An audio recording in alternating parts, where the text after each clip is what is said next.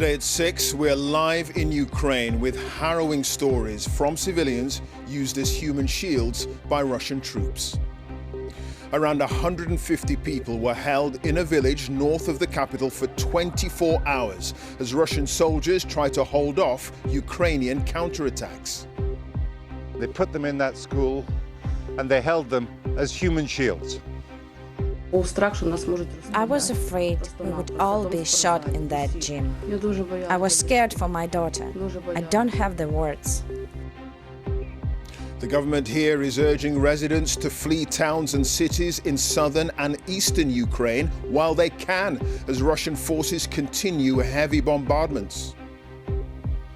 Also on today's Global, a security guard at the British Embassy in Berlin is charged with 9 offences, all relating to passing on information useful to Russia.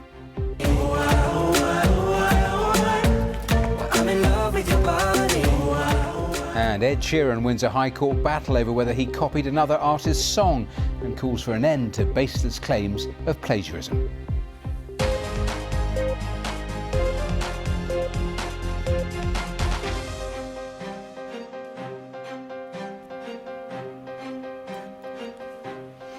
Hello and welcome to BBC News. The United States is imposing sanctions on Russia's 2 biggest banks. The families of President Putin and Sergei Lavrov are also targeted.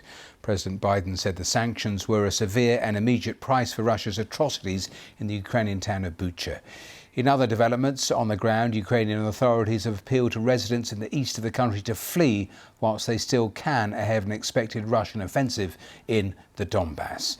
Well, let's get all the very latest. Let's cross to Kyiv. Good evening. My colleague Clive Myrie. As the sun sets and where the BBC has found evidence of Russian troops using civilians as human shields in villages just north of our position here in the capital, Kyiv.